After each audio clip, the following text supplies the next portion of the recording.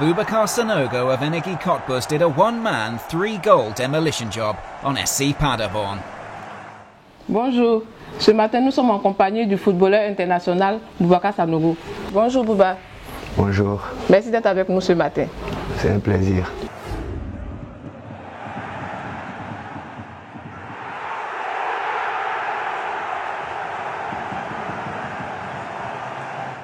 Bouba peut nous dire où il est né, où est-ce qu'il a grandi?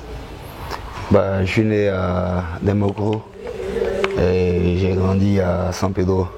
On voudrait savoir comment est arrivé l'envie de vouloir jouer au foot. Est-ce par votre propre volonté ou par la volonté des parents? C'est ma propre volonté. C'est ma passion qui m'a envoyé au foot. J'étais à l'école et j'ai toujours voulu jouer au foot. Mes parents ne voulaient pas et ils voulaient que je poursuive les études. Après le deal avec ma mère, c'était que j'ai mon bac d'abord et puis après on verrait si je peux continuer je peux faire du foot ma profession. Mais bon, avant le bac, j'ai eu l'opportunité de partir en Tunisie, donc ils n'ont pas pu s'y opposer, surtout grâce à mon coach, Koné Tchekbe, qui a pris une grande responsabilité parce que c'est lui qui allait voir mes parents et leur dit de me laisser partir et qui prendrait la responsabilité, si je ne réussis pas dans le foot, de faire ce qu'il faut. Peux-tu nous retracer ton parcours depuis le centre de formation où tu as débuté jusqu'à aujourd'hui? Comme je vous ai dit, j'étais à l'école. On va dire, en gros, je n'ai pas vraiment fait le centre. Je venais quelques fois. En fait, j'ai participé à l'OASU, donc qui était une compétition qui a pratiquement disparu aujourd'hui, ou qui a disparu même, je ne sais pas trop. Puisque je ne suis pas trop les l'OASU existe encore. Mais bon, c'était l'OASU qui m'a permis de me former. Comme j'ai dit, je voulais remercier le coach Koné Tchekbe parce que c'était lui mon entraîneur au collège Modern Bao à San Pedro. Et c'était une école qui est très réputée pour les sports-études. Et donc c'est là-bas que j'ai participé à l'OASU régional, j'ai fini meilleur buteur, à l'OASU national, j'ai fini meilleur buteur. Et après ça, j'ai joué un match amical contre la SEC, où j'ai marqué 2 buts, et puis il y a un agent qui était en contact avec M. Tchekbe qui m'a permis d'aller en Tunisie. Donc je m'entraînais dans son centre aussi, en allant à l'école et en jouant avec le Bao. Je m'entraînais dans son centre, le FC Sirocco. Et voilà, après je suis parti en Tunisie, à l'Espérance de Tunis. Quel est le sélectionneur que vous appelez pour la toute première fois en équipe nationale? C'est le coach Nouzaré. C'est lui qui m'a appelé la première fois, je crois c'était en 2005 je crois. Non, 2003 déjà, ouais, qui m'a appelé pour les éliminatoires. Mais bon, j'étais à Laïn aux Émirats et c'est lui qui m'a appelé le premier, ouais. Et comment s'est passé votre adhésion à l'équipe nationale? Et surtout qu'il y avait trop d'attaquants en ce moment. La première fois, j'étais le petit jeune qui arrivait et j'étais venu juste découvrir et tout.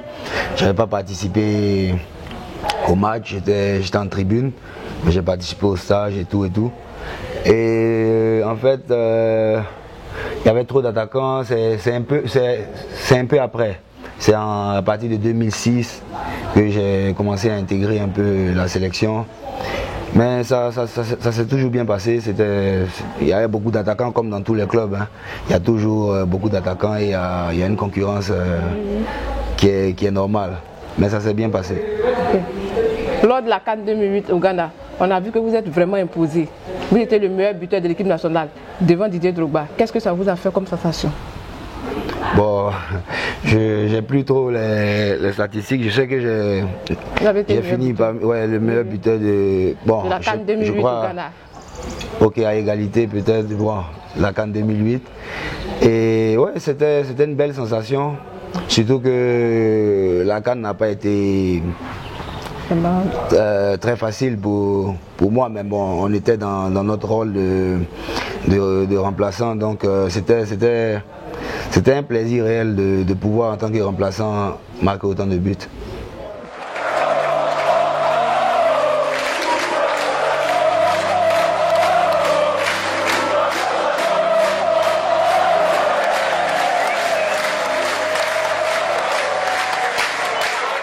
Quels sont vos rapports avec Didier Drogba? Ben, nos rapports sont courtois, fraternels et amicaux. Voilà, on s'est toujours bien entendu, il n'y a jamais eu de soucis entre nous. Et voilà, c'est quelqu'un que je respecte et qui m'a toujours montré du respect. Donc voilà. Après la CAN 2008, vous avez eu des embrouilles avec votre entraîneur en club. Pouvez-vous nous expliquer ce qui s'est réellement passé juste après la CAN 2008? Oui, ben, les embrouilles ont commencé avant la CAN parce que comme je vois souvent les supporters ou les journalistes qui taillent les joueurs, c'est normal, hein? Si un joueur fait une mauvaise prestation, on a le droit de le critiquer et tout, mais souvent en Côte d'Ivoire on va trop loin. On oublie que les joueurs font beaucoup de sacrifices pour venir en sélection. On peut voir le cas de Yaya Touré, il est parti de Barcelone parce qu'il partait à la CAN. Et moi c'était le même cas. Moi, avant la CAN, quand j'ai reçu ma première convocation pour aller à la CAN 2008, j'étais au Werder de Brême. Et l'entraîneur, j'étais titulaire et tout, l'entraîneur il m'a dit clairement que si je partais à la CAN, j'allais plus jouer. Parce que mon équipe avait besoin de moi et qu'il m'avait recruté pour jouer. Et je ne pourrais pas abandonner mon équipe. Mais je ne pourrais pas aussi abandonner mon pays. Donc j'ai fait un choix avec à mes consciences que je ne regrette pas. Et puis j'ai pris mes responsabilités. Donc après la CAN, je suis revenu en club. J'ai pratiquement plus joué jusqu'à la fin de saison. Et la saison qui a suivi aussi. Donc au mois de décembre, je suis parti à Offenheim.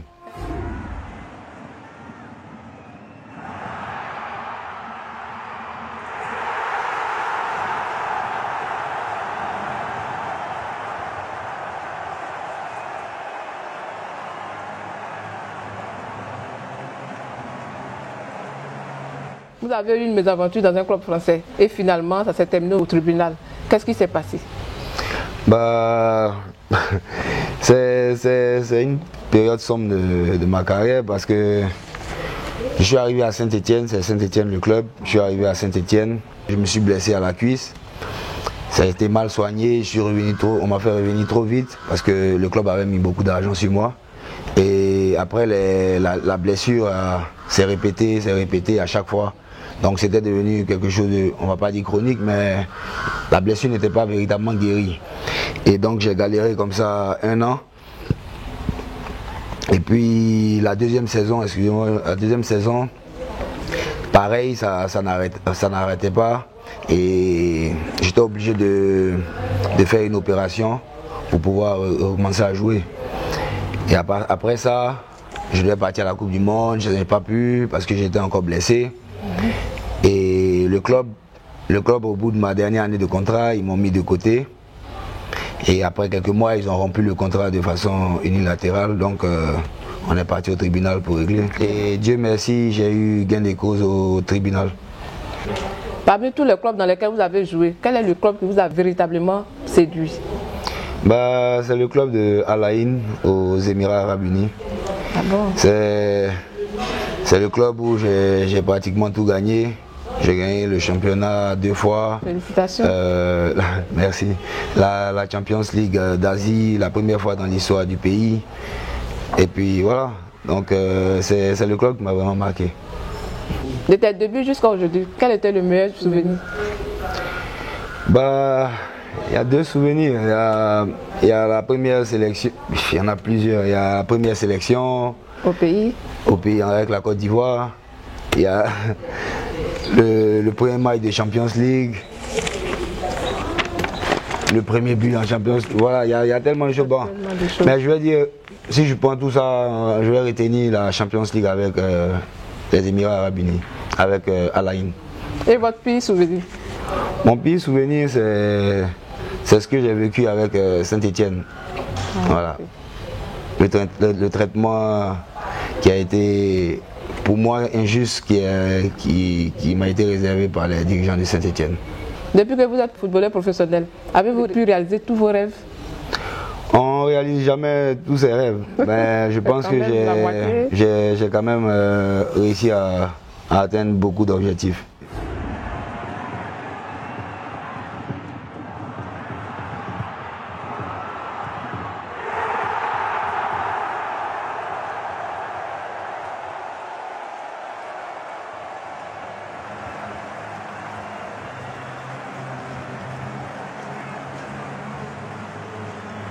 Et quel conseil pouvez-vous donner à la jeune génération d'aujourd'hui? Tous les jeunes veulent être comme Boubacar Sanogo, être footballeur professionnel. Quel conseil pouvez-vous donner à ces jeunes gens-là? Je vais leur donner comme conseil d'avoir foi et puis de ne pas penser d'abord au contrat des grands joueurs et tout. C'est une motivation, mais ça ne fait pas arriver où on veut parce que tout se fait dans la vie par étapes. Moi, je peux vous laisser aujourd'hui une anecdote que peu de personnes savent. J'ai commencé à jouer au foot en gagnant 200 000 francs CFA. Donc, il ne faut pas croire qu'on veut arriver en haut, mais on ne peut pas brûler les étapes. Donc, il faut se donner les moyens et il faut surtout travailler. Voilà. Qu'aurais-tu devenu si tu n'étais pas footballeur professionnel? Je pense que j'aurais été militaire parce que j'ai toujours aimé l'action. Et je vais dire, grâce à Dieu, j'ai pas pu participer au concours de l'EMPT, donc j'étais malade ce jour-là et c'est comme ça que je suis pas rentré à l'EMPT. Cite deux de tes défauts et de tes qualités. Au sein de l'équipe, on te voit comme quelqu'un qui est trop serein, tout. Est-ce qu'il a des défauts? Les fans veulent vraiment savoir. Mes qualités et mes défauts. Ma qualité, c'est un caractère très fort et mon défaut, c'est un caractère très fort. Quelle est ta couleur préférée? Le blanc. Ça, c'est ça. Quelle est ta nourriture préférée? La frite. C'est la nourriture de chez moi. Je suis marocain. Tu sais faire la cuisine? Oui. Et quel plat tu maîtrises mieux? Je vais dire la loco, comme j'aime bien ça. La sauce tomate avec du riz. Quel est ton animal préféré? C'est le chien. Le chien, ah bon? Pourquoi le chien? Oui, parce que c'est un ami fidèle de l'homme. Il permet de nous protéger et puis voilà. Okay. Merci de nous avoir suivis. C'était Angel Adjei avec l'international footballeur Boubacar Sanogo. Bye.